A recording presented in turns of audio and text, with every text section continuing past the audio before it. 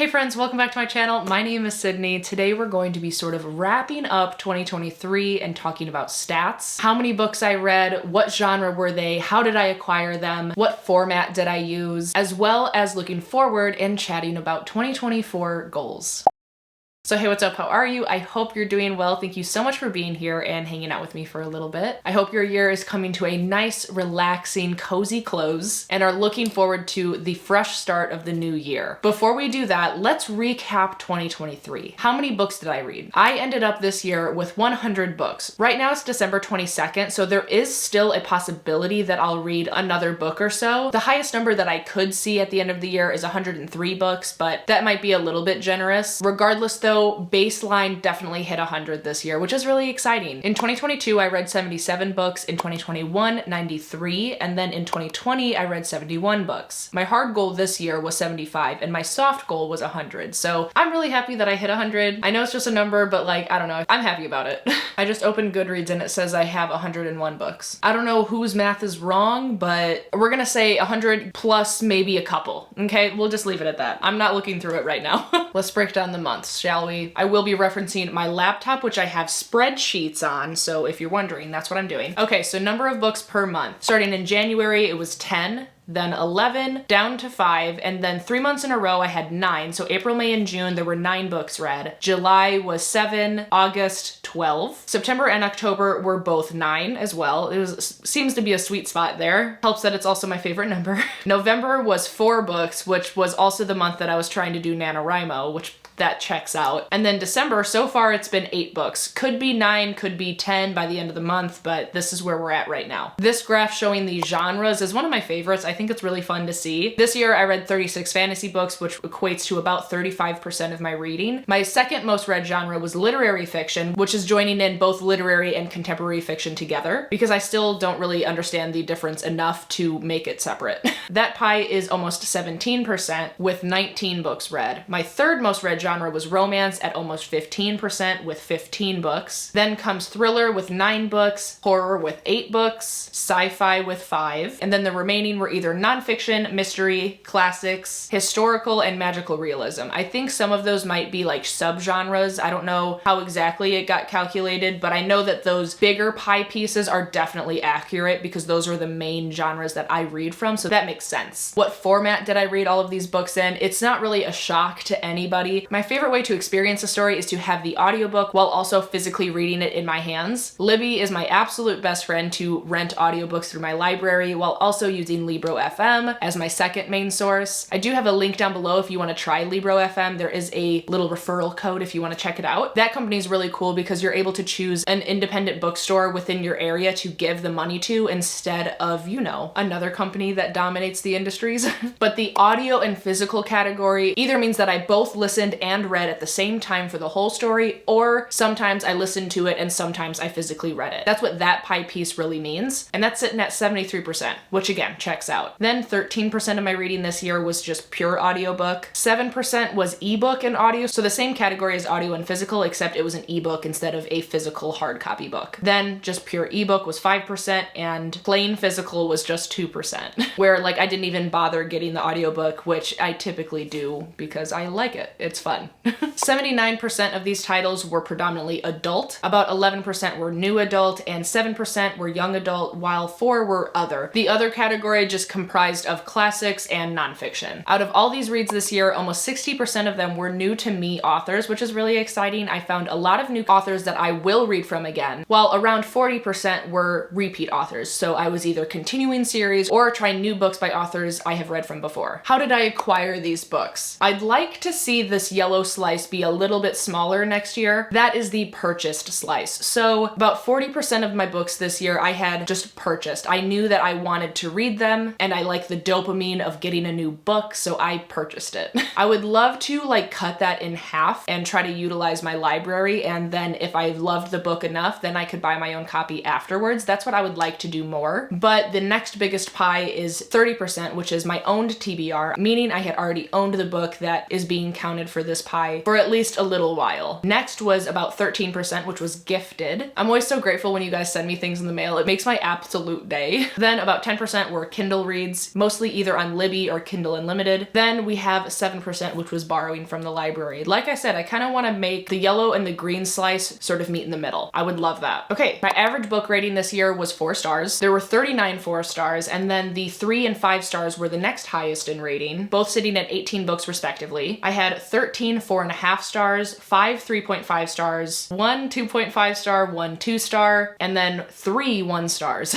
I tried really hard to not do half stars, but there were some that I just had to leave at the halfway point because I couldn't justify giving it one or the other. So I did try, but this is what we ended up with. Right now on December 22nd, I have read 37,489 pages. That ranged from my lowest read month in November, which was about 1,800 pages, all the way to my most read month in August was at 4,100 pages. I had 4 DNFs this year and averaged about 8.5 books a month. I think that's really solid. I would love to keep it at least 8 books per month next year too. But I think that that's all the stats I have for you. All in all, I think the reading year was actually pretty solid, as foreseen by the average of 4-star rating and my general feelings towards the year. This year, I think I did a really good job at letting myself mood read, lean into my hyperfixations, but still have that balance of priorities while also just reading for pure enjoyment. That is for sure the energy that I want to continue going into the new year. Speaking of, let us move into the goals portion of this video. So obviously, like I just said, I want to keep reading fun. I think 2 years ago, I was very much hung up on my spin the bottle TBR and staying so strict to that and really punishing myself if I didn't stick to that TBR. This year, I made the rules for my TBR game much more lenient, and it led to a much more enjoyable year. So I'm going to be doing that again this year, but I will be changing the rules a little bit on spin the bottle TBR again because it was almost too easy this past year. So be on the lookout for January spin the bottle TBR. I'll explain a little bit more, but I still do want to play my game because I have fun doing that every month. But the main priority is to keep reading fun. I don't want it to become a chore. If you're wondering, this is my 2024 bullet journal, which I do have a video of the flip through, so I'll leave that down below. I'm really happy with it this year, but starting at the top, furthermore with more bookish goals, my reading goal for the year is going to be 75 books again because I feel like it's a really solid number for me. I would feel great if I hit 75, but my soft goal again is going to be 100. I would love to hit 100 again, but I also want to take into account some of the bigger, thicker books that I want to read this next year, while also weaving in my new hobby or, I don't know, thing that I'm trying to do, which is writing a book.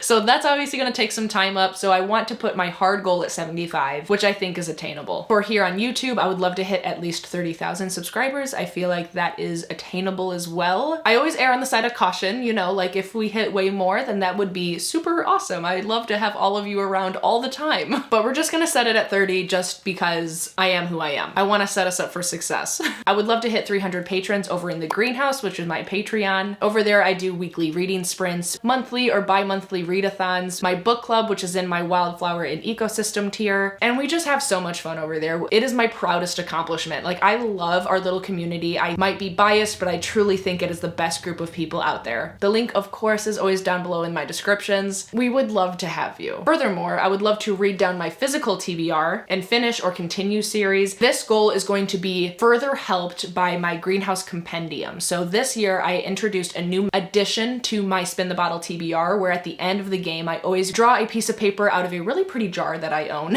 that has a book recommendation on it from someone within my Patreon. This year I have revamped it. Everyone is submitting their choices to me as we speak, but the kicker is that every single book that they recommend has to be on my physical TBR. So I've uploaded a bunch of photos of every book that I own, and everyone is handpicking 2 suggestions for me, which I am so excited. I cannot wait to pick from that every month. Like, I think that I might do random reading vlogs exclusive for the greenhouse where I just pick a random one for a weekend or something like that, because that would be super fun. The last sort of bookish goal that I wrote down was be organized and plan content, because I want to do more like big project videos. Like, I would love to plan like a little weekend vacation where Caleb and I go somewhere and we do a reading vlog while we're on vacation. Also videos that require a lot of prep and a lot of work building up to it, like list videos of like 10 books that BuzzFeed said would best fit your Enneagram or something like that. I would love to do. And of course, if you have any specific recommendations that you would love to see from me, please let me know down below and I will add it to my video ideas spread. I have 3 other categories of goals, which is creative, personal and health, and then social and financial. A couple creative goals that I want to do is I'm kind of figuring out a new like thumbnail and intro style. So within the first couple months, I definitely want to try to nail down my new style or like whatever I want to do. I've been playing around with it a little bit, but I'm not completely happy yet. It's been a work in progress and it will continue to be maybe until Bookmas is over and I have more time to devote to something like this.